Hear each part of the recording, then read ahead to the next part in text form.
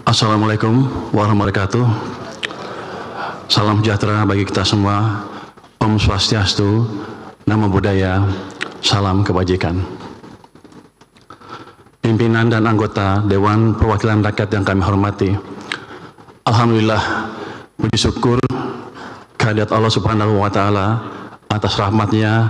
Hari ini kita sampai pada penjelasan tingkat 2 pengambilan keputusan terhadap rancangan undang-undang tentang anggaran pendapatan dan belanja negara tahun anggaran 2026.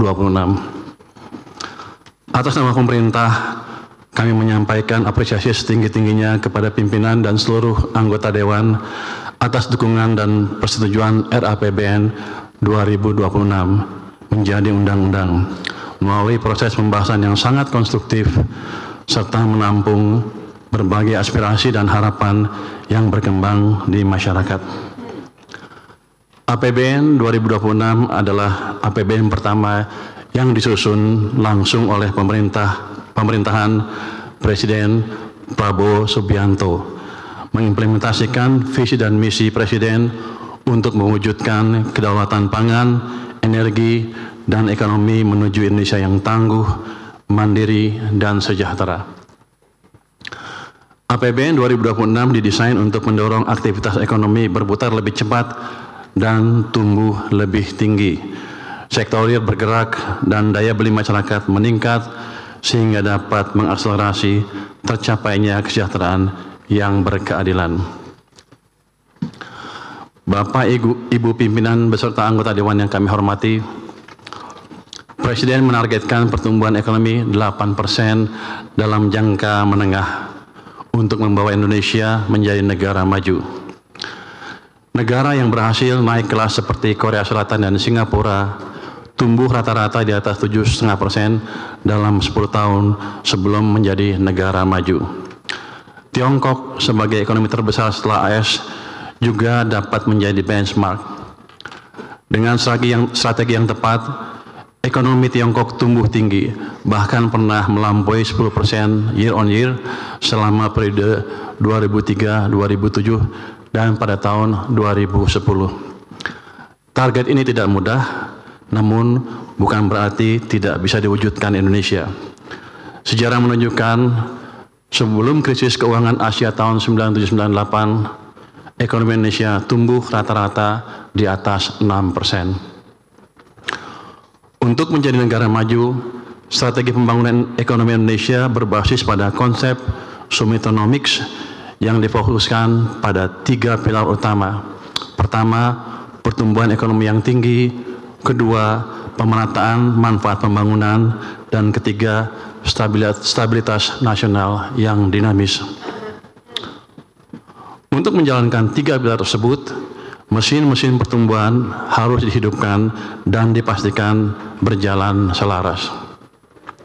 Fiskal, sektor keuangan, dan perbaikan implementasi harus sinergis menggerakkan perekonomian Indonesia agar dapat tumbuh melampaui 6% dalam waktu tidak terlalu lama.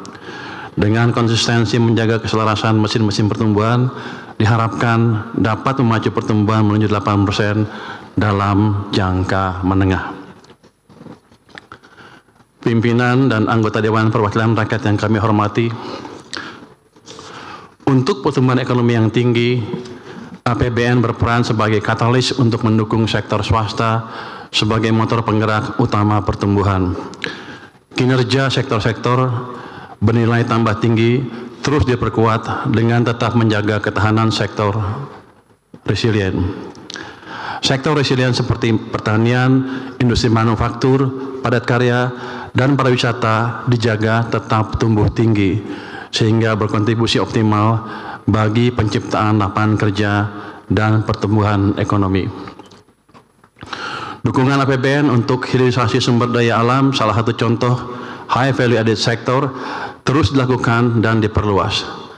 Pemerintah juga tetap menyediakan berbagai insentif fiskal seperti tax holiday, super deduction untuk riset dan pelatihan, serta pengembangan kawasan ekonomi khusus yang terintegrasi dengan rantai nilai industri nasional dengan perspektif nilai tambah tinggi bagi perekonomian. Peran Danantara diperkuat untuk mengakselerasi investasi pada sektor-sektor produktif bernilai tambah tinggi dan memperkuat posisi Indonesia dalam global value chain. Investasi Danantara sekaligus mengungkit peran investasi swasta untuk mendukung pembangunan. Fokus investasi antara lain pada sektor hilirisasi, sumber daya alam, manufaktur bernilai tambah tinggi, energi terbarukan, infrastruktur digital, industri strategis, dan sektor ketahanan pangan. Untuk memperkuat mesin pertumbuhan sektor keuangan, pemerintah baru saja menggeser penempatan dana kas dari Bank Indonesia ke Bank Himbara senilai 200 triliun rupiah sebagai sumber pendanaan murah. Dengan tambahan likuiditas tersebut, bank harus segera menyalurkan kredit untuk mendorong sektor real bergerak lebih cepat. Konsumsi dan investasi tumbuh lebih tinggi, ini menciptakan dampak multiplier lebih kuat bagi perekonomian. Pemerintah akan terus mendorong perbaikan iklim investasi melalui deregulasi dan debottlenecking. Pemerintah menerbitkan PP nomor 28 tahun 2025 mereformasi sistem perizinan berusaha berbasis risiko dengan menyederhanakan proses dan mempercepat layanan yang terintegrasi dengan pengawasan melalui subsistem online single submission risk based approach. Perizinan dengan prinsip positif efektif akan memberikan kepastian bagi pengusaha dan investor. Saat ini akan dibentuk Satgas Percepatan Program Strategis Pemerintah yang akan memonitor, mengevaluasi, dan melakukan debottlenecking koordinasi lintas sektor. Di samping itu, Satgas tersebut juga akan menerima pengaduan dari masyarakat dan pelaku bisnis untuk mengatasi kendala bisnis real yang mereka hadapi dalam dunia nyata. Dalam mendukung pilar pemerataan manfaat pembangunan, peran APBN dioptimalkan untuk mendistribusikan keadilan. Program perlindungan sosial harus efektif menjaga daya beli, menciptakan kesempatan kerja, dan mempercepat pengentasan kemiskinan. Pusat-pusat pertumbuhan harus semakin merata, khususnya di kawasan timur Indonesia. Penciptaan lapangan kerja dan penurunan kemiskinan harus menjangkau hingga pelosok negeri. Sementara implementasi pilar stabilitas nasional yang dinamis ditempuh dengan memperkuat kolaborasi dan sinergi mesin pertumbuhan fiskal dengan kebijakan moneter dalam meredam berbagai guncangan. Pemerintah terus mengendalikan inflasi dan menjaga daya beli masyarakat dengan menjaga stok pangan, memperluas distribusi, stabilisasi harga pangan, serta penguatan koordinasi antara pemerintah pusat dan daerah dalam pengendalian inflasi. Pimpinan dan para anggota Dewan Perwakilan Rakyat yang kami hormati, fiskal sebagai salah satu motor pembangunan dijalankan pemerintah melalui optimalisasi peran APBN. APBN 2026 difokuskan pada 8 agenda prioritas yang meliputi 1. Kegiatan pangan, ketahanan energi, makanan bergizi gratis, pendidikan bermutu, kesehatan berkualitas, pembangunan desa, koperasi dan UMKM, pertahanan semesta, serta akselerasi investasi dan perdagangan global. Ketahanan pangan dan energi merupakan kunci kemandirian ekonomi sebagai basis untuk menghantar terwujudnya kesejahteraan rakyat. Anggaran ketahanan pangan sebesar 164,7 triliun rupiah diarahkan untuk mewujudkan swasembada pangan, stabilisasi harga pangan, serta kesejahteraan petani dan nelayan. Sementara itu, anggaran ketahanan energi sebesar 402,4 triliun rupiah diarahkan untuk mendorong peningkatan lifting migas, percepatan transisi energi yang lebih ramah lingkungan, dan stabilisasi harga untuk menjaga daya beli masyarakat. Program makanan bergizi harus memberi manfaat maksimal bagi masyarakat. MBG didesain untuk meningkatkan kualitas gizi anak sekolah serta ibu hamil dan balita, sekaligus memberdayakan UMKM serta mendorong ekonomi lokal. Alokasi anggaran MBG tahun 2026 mencapai 335 triliun rupiah. Anggaran pendidikan dialokasikan sebesar 769,1 triliun rupiah untuk mewujudkan sumber daya manusia unggul dan berdaya saing melalui berbagai program antara lain gaji dan tunjangan guru, dosen, tenaga pendidik, pemberian beasiswa, program Indonesia Pintar dan Kartu Indonesia Pintar kuliah, sekolah rakyat, sekolah unggul Garuda, bantuan operasional sekolah, serta bantuan operasional penyelenggaraan pendidikan anak usia dini dan perguruan tinggi. Anggaran kesehatan dialokasikan sebesar 244 triliun rupiah untuk mewujudkan kesehatan berkualitas melalui penguatan efektivitas program jaminan kesehatan nasional, cek kesehatan gratis, dan revitalisasi rumah sakit. Pemerintah konsisten memperkuat pembangunan desa, membangkitkan koperasi, dan memberdayakan UMKM. Pembangunan desa mandiri dipercepat, koperasi dan UMKM dibangkitkan. 80.000 koperasi desa Merah Putih telah terbentuk dan siap mempermudah masyarakat desa mengakses sembako, logistik, pupuk, hingga layanan keuangan. Pertahanan semesta terus diperkuat, ditempuh dengan mendorong modernisasi alat utama sistem pertahanan dan memperkuat komponen cadangan, termasuk memberdayakan industri strategis nasional serta peningkatan kesejahteraan para prajurit. Akselerasi investasi dan perdagangan global untuk pertumbuhan ekonomi yang lebih tinggi. Untuk itu APBN didorong untuk berfungsi sebagai katalis. Peran Danantara dan swasta harus semakin diperkuat sebagai motor penggerak ekonomi. Melalui Danantara, kita perkuat investasi produktif yang sekaligus memperkuat Indonesia dalam rantai pasok global. Perlindungan sosial terus diperkuat sebagai fondasi untuk menopang efektivitas pelaksanaan berbagai agenda prioritas dalam mengakselerasi pertumbuhan dan perbaikan kesejahteraan.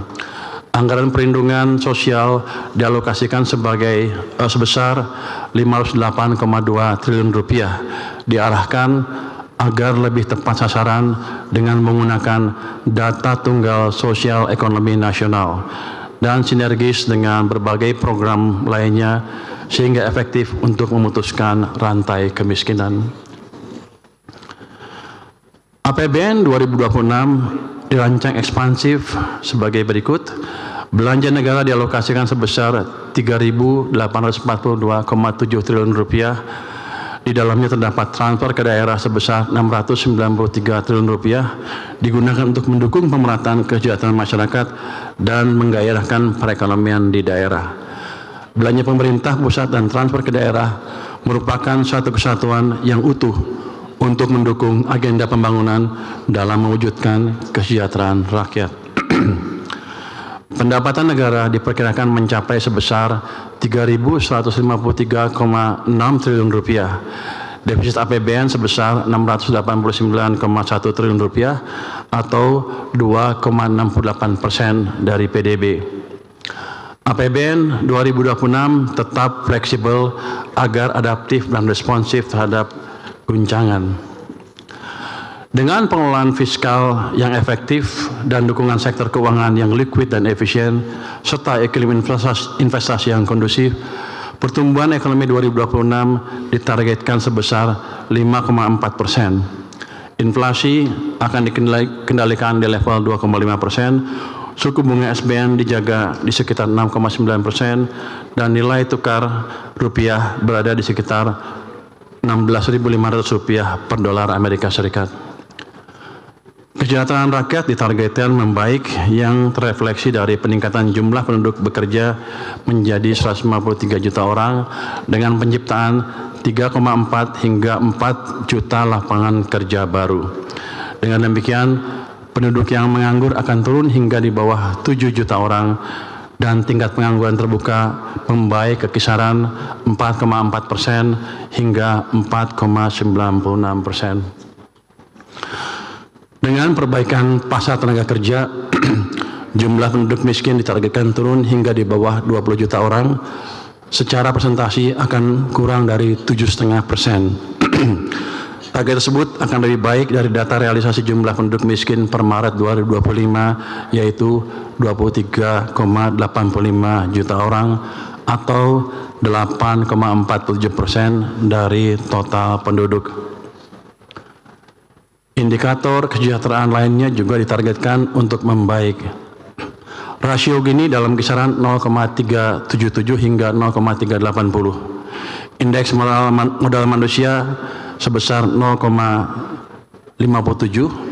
Indeks kesejahteraan petani diperkirakan sebesar 0,7731 dan proporsi penciptaan lapangan kerja formal sebesar 37,95%. Gross National Income per kapita ditargetkan $5.520 Amerika.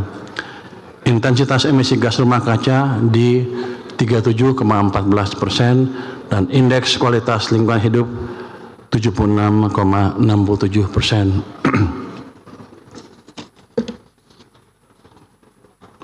Udah sampai habis nih. Pendek juga. Pak Said mana tadi? Udah pulang. Tadi saya suruh jawab pertanyaan Pak Said. Jawab katanya 2 bulan 2 liter. Tadinya pemerintah mengusulkan 2 bulan 10 kg masing-masing bulan terus 1 liter. Itu tadinya ya. Terus Pak Said minta 2. Saya challenge, ya udah kenapa 2? 5 liter aja sekalian. Yang nggak berani Pak Said rupanya. Jadi jangan salahkan saya. Pak Said bilang kami nggak berani, saya minta 2 aja. Ya udah saya kasih 2. Jadi sudah jawab saya sudah jawab ya Pak Said ya. Dan ini baru awal. Masih boleh ngomong? Kita siap Pak, kita akan sisir. Pasti saya udah lihat tuh banyak anggaran yang nggak keserap. Daripada nongkrong di sana di BI atau di rekening pemerintah, saya bagikan ke masyarakat dalam bentuk tadi subsidi tadi. 2 bulan itu baru percobaan Pak. Kalau masih kurang kita tambah lagi. Jadi Bapak nggak usah takut, saya komit. Tapi yang kurang komit Pak Said rupanya. Dia 5 nggak berani, minta turun ke 2. Untuk saya aneh, kan yang punya uang saya, harusnya dia oke. Tapi nggak apa, ini Pak Said berarti hati-hati sekali. Saya terima kasih atas dukungannya, sehingga saya nggak terlalu koboi banget gitu Pak. Jadi kita jaga kesinambungan fiskal dengan baik. Ini masukan yang baik dari DPR Pak, dari Banggar, sehingga ada kontrol dari Banggar juga ke kami, sehingga kami tidak semenang-menang menggunakan anggaran kami. Saya mengharap ke depan akan DPR atau Banggar memberi masukan yang sama juga ke kami, dan tolong dimonitor penyerapan anggaran kami. Kalau kebanyakan nganggur, tolong dikasih tahu lagi Pak, jangan kayak kemarin-kamarin, udah mau runtuh ekonominya baru kita tahu. Ya Pak ya. Jadi Banggar juga ini Banggar ya, tolong kasih masukan ke kami. Kami akan jalankan atau terima masukan dari DPR dengan terbuka. Karena tujuan kita kan sama, menciptakan masyarakat adil yang makmur, adil dan makmur secara merata ya Pak ya. Pimpinan dan anggota Dewan yang terhormat, demikian pendapat akhir pemerintah atas rancangan undang-undang tentang anggaran pendapatan dan belanja negara tahun anggaran 2026 beserta nota keuangan. APBN tahun 2026 akan memberikan dampak yang nyata bagi masyarakat dan perekonomian demi terwujudnya Indonesia yang berdaulat, adil dan makmur. Akhir kata, semoga Allah Subhanahu wa taala senantiasa memberikan rahmat dan ridhonya bagi kita semua dalam melaksanakan tugas dan amanah untuk seluruh rakyat Indonesia. Wassalamualaikum warahmatullahi wabarakatuh. Shalom, Om, Shanti, Shanti, Shanti, Om. Namo Buddhaya, salam kebajikan. Merdeka. Terima kasih.